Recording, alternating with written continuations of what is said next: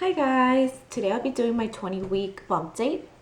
Tomorrow I'll be 21 weeks pregnant, but I don't think I'll have time to record tomorrow.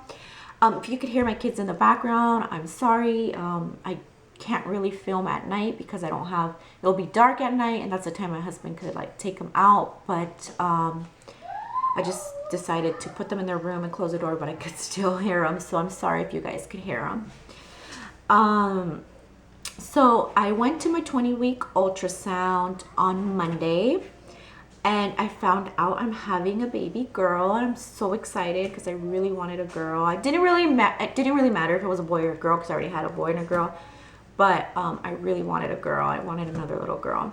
My daughter's so excited it's a girl. She wants a sister. My son's kind of bummed out. He's not accepting that it's a girl. He keeps on saying it's a boy. But oh well. So when I went to my ultrasound, I went in, she started checking my ovaries, and she still saw the cyst that I have. It used to be 4 centimeters, now it's 3.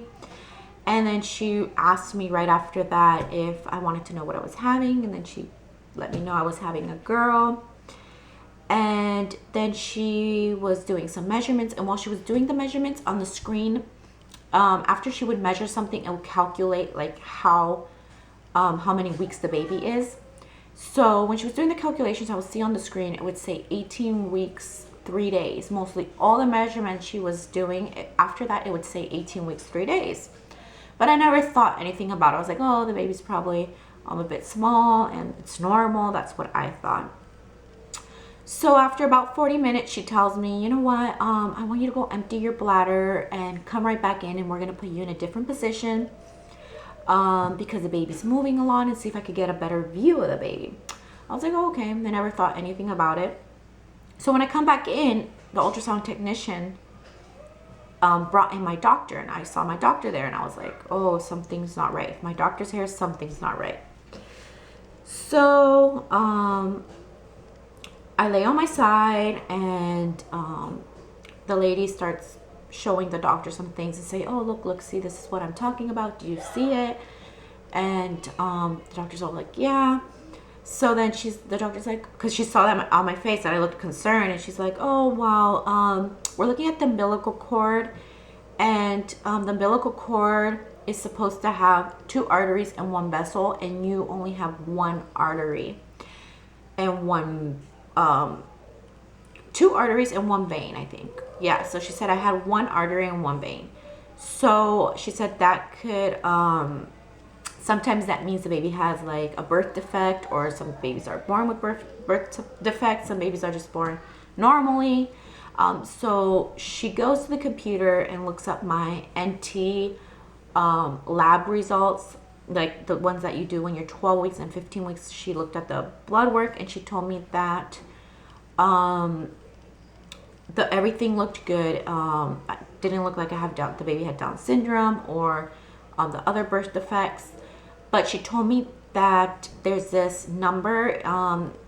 It's spelled PAPP space A. So I don't know if it's PAP A or something like that number. And you're supposed to be a passing number is over 39. And mine was a 38. So she had never mentioned this to me when she gave me my results, because she had already gone over these results at me with my 16-week appointment. She never mentioned that number to me. So she said, I never mentioned it to you because you were off by 1. You were a 38 and the passing number is a 39. But the baby, she told me, is looking small for the weeks you are. So the baby's not measuring up, the baby's measuring behind. So that number, sometimes when it's low, it means the baby has a growth restriction. So we're going to classify your pregnancy as a high-risk pregnancy because of the low PAP A number and the umbilical cord. She's like, we're going to send you to go get 2 other ultrasounds with different specialists. We're going to have an echo on the baby's heart, and you're gonna have to go. We're gonna go send you somewhere else to get some more measurements, and they're gonna decide if you could deliver locally or you're gonna have to deliver in Stanford. Stanford is a hospital that's an hour drive without traffic, but with traffic it could be a nightmare. It could be from an hour on to 3 hours. So I just don't want to deliver over there because my kids are going to be in school and we don't have any family that could help out and take my kids to school or watch them. And it's just I'm just trying not to think about it because I get stressed just thinking about it. But that's what she said. So next, on June 2nd, I have to go to that hospital in Stanford and they're gonna do the ultrasound to get the measurements. And then on the 3rd, June 3rd, I go locally to get the echo on the baby's heart. So I'll know more like what's going on with the baby once I get those ultrasounds done. But for now, she says the baby's heart looks good. The kidneys, because usually when Bella, shh, Bella, shh. The mailman came and delivered something at the door and my dog went crazy. Bella, sorry. So she told me once I get those results, she'll know more if like I could be seen by her, still be seen by her, if I have to go, well, I say over the hill because I live in Santa Cruz and this hospital is like in the Silicon Valley. So I say over the hill. Everyone that lives here says, oh, I'm going over the hill. So once I go over there, get all that done, I'm going to find out more. But she said the baby's heart looks fine from what I'm seeing, and the kidneys, and because usually the when the baby has a low papp I'm calling it papp because I don't know how you say it, number, and the umbilical cord only with one artery, babies usually are born with birth defects like Down syndrome or trisomy, I think it's called. But right now she doesn't think the baby has any of that, or baby is born with heart defect, or their kidneys are not working well. But she said everything from what she looked at and the technician looked at with the baby's kidneys and heart looked good.